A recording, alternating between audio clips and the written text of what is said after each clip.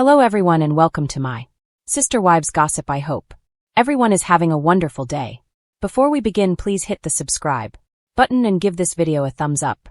I'm convinced this 90-Day Fiancé spin-off was quietly cancelled, and I think I know the reason why. I strongly believe that the 90-Day Fiancé franchise has axed one of its popular spin-offs, and there is a possibility that it may not return to TV. Over the last decade, I've watched the network produce numerous shows, but the original 90-Day Fiancé has always stood out as a fan favorite. Every year, new seasons and spin-offs are rolled out, ensuring there is always a 90-Day Fiancé spin-off on air. Most recently, the network released 90-Day Hunt for Love, a spin-off show featuring singles living in a resort, all in the pursuit of finding love. The network also launched 90-Day Fiancé, Happily Ever After, a spin-off that focuses on married couples who want to share their marital problems with fans. 90-Day Fiancé, Happily Ever After? Season 9 features controversial cast members, including Jasmine Pineda, Loren Brovarnik, and Andre Castrovet, who have stirred up controversy in the past. In addition to producing new spin-offs, the network has also cancelled some spin-offs over the years. I remember really enjoying the family Chantel, 90-Day Fiancé, Self-Quarantined, and 90-Day Fiancé, HEA Strikes Back, all of which are no longer airing. While I understand the reasons behind the network's decision to cancel some spin-offs, I'm confused as to why they haven't yet renewed the popular spin-off, 90-Day The Single Life, yet. The last season received fairly positive feedback from fans, who enjoyed watching Chantel Everett's awkward dating experiences and Tyree Mollett's first date after being catfished for years. 90-Day The Single Life Season 4 consisted of a total of 16 intense episodes, featuring controversial cast members such as Ms. Debbie Aguero, Natalie Mordovtseva, and Deborah Johnson, who contributed to the drama throughout. The season premiered in 2024 and concluded 4 months later in April 2024. I'm certain that there will be number 90-Day The Single Life Season 5, as there has been no official news about it since April 2024. There have been no updates on the new cast or any leaked details. Additionally, there has been no discussion among cast members, leading me to believe that the network has likely decided to end the 90-Day Fiancé spin-off after Season 4. The last season received a mixed response from social media fans, with many urging the network not to bring back cast members like Veronica Rodriguez or Natalie. Some even claimed that certain cast members joined the show solely to gain clout rather than genuinely seeking true love. I think there are several reasons the network may have cancelled 90-Day The Single Life, but it primarily comes down to the fact that they have already released another singles show, 90-Day Hunt for Love. The new spin-off features the journeys of popular single cast members as they seek new love. I believe the network probably decided to focus on 90-Day Hunt for Love because it's a much more cost-effective show. It's easier to film all the 90-Day Fiancé franchise cast members in one resort rather than following them around the world in their search for love. If there's one thing fans of 90-Day Fiancé know, it's that TLC loves a good spin-off. From The Other Way to Happily Ever After, Before the 90 Days, and even The Last Resort, the network has built an empire on love, heartbreak, and a whole lot of cultural chaos. But lately, something strange has been happening in the 90-Day universe. One spin-off seems to have disappeared without a trace. No new episodes, no promos, no reunion teasers. It's like it was wiped off the TLC map overnight.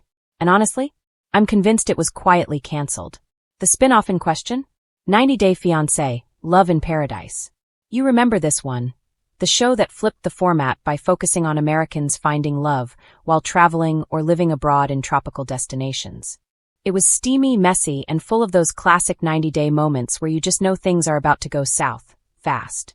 But after several buzzy seasons filled with explosive fights and unexpected engagements, Love in Paradise has gone radio silent. No one from TLC has officially said a word, but the signs are all there. 1. The vanishing act from Discovery+. First, fans noticed that TLC stopped promoting Love in Paradise altogether.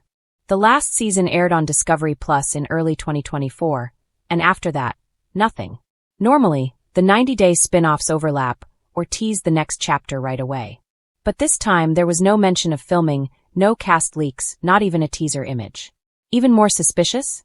Episodes started quietly disappearing from the Discovery Plus homepage, replaced by heavy promotion for The Last Resort and 90-Day Diaries. That's not something TLC does for shows that are coming back. It's something they do for shows they're phasing out.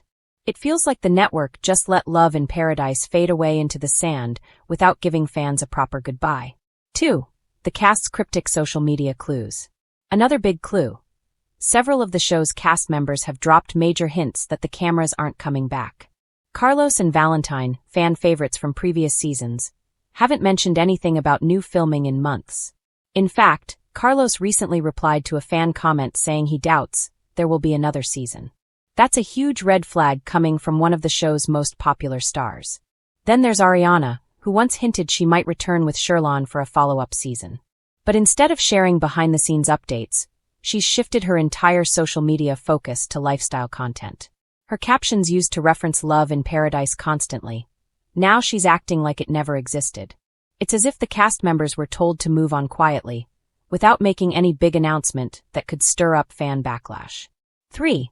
Ratings that went off a cliff. Let's be real, ratings could be the biggest reason TLC might have pulled the plug. When Love in Paradise first dropped, it was a streaming-only experiment that felt fresh and spicy. Fans loved the sunny locations and vacation romance chaos.